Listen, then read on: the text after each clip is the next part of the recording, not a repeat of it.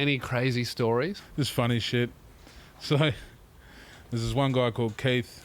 Yeah. Keith isn't very smart. Mm-hmm. He'd ask me how to write the number 23 for the date and things like that. And What do you mean, like 2, 3? 2, 3. The numbers? Yeah. Not spell it? No, not spell it. Wow. Not very smart at all, Yeah. you know.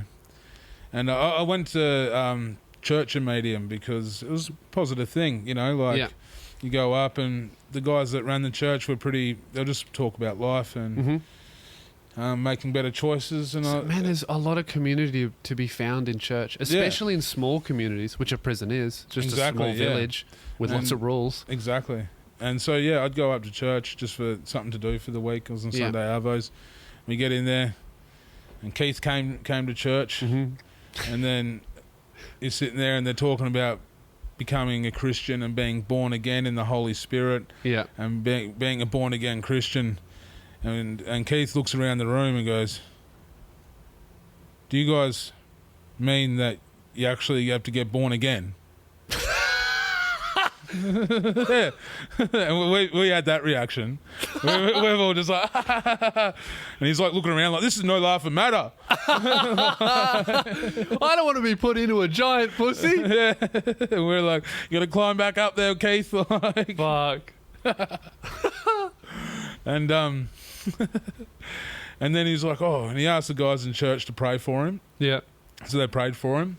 And the one thing that the guys from church, they bring coffee. It's like an incentive to get people to come to church. Because usually we just get international roast sachets, which are trash. Yeah. But they bring in decent coffee. So right. 80% of the people in church are really there just putting up with listening for an hour just to have a good coffee. Thank God for coffee. Yeah, that's it.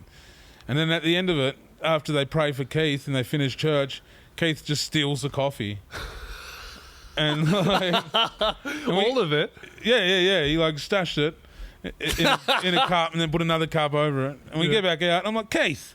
He's like, "What?" And I was like, "Bro, you can't steal the coffee. It's the church." And he's like, "Oh, what?" I'm like, "Mate, you're dogging the big boy upstairs." Yeah. And he goes, "Oh, you call me a dog?" I'm like, well, I was like, "Well, you stole the coffee, Keith." Yeah, I think if you steal from God, you're a bit of a dog. Well, it's dog backwards, isn't it? True. Yeah, but yeah, and I'm like, "Oh, Keith, you can't steal you got them to pray for you, mate, and then you stole their coffee. I'm disappointed."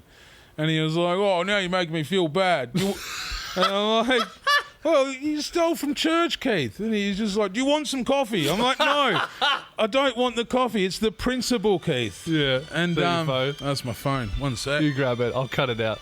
So where was I? Yeah, I'm going. Do you want some coffee? Yeah. I was like, he's like, "Do you want some coffee?" I was like, "No, Keith, it's a principle. You know, you got them to pray for you, then you stole the coffee." And he's like, "Oh," I was like, "Fucking hell." And went on about it.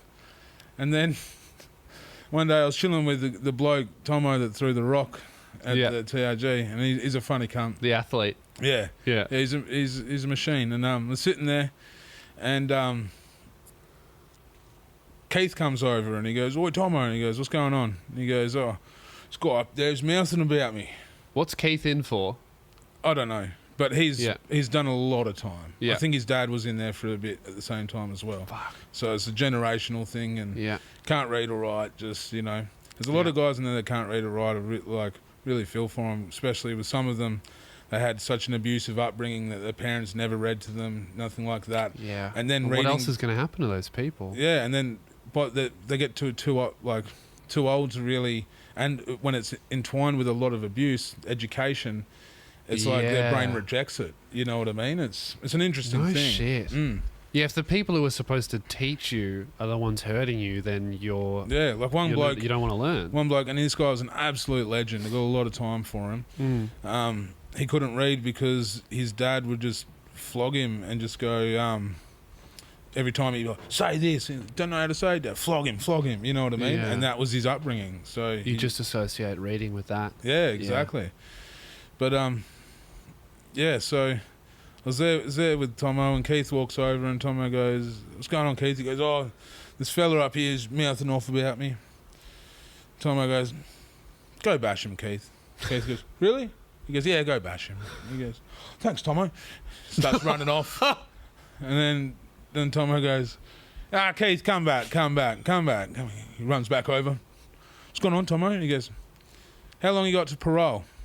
He's like, a month I can go for parole. He goes, don't bash him then, Keith. Don't bash him.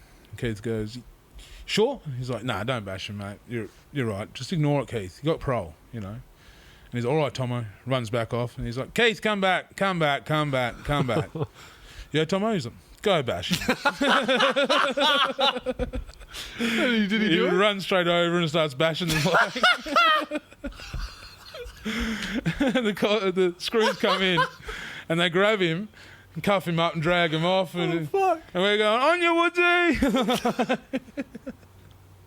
And he's going, you're the boys! He's getting dragged away in cuffs. Oh, fuck.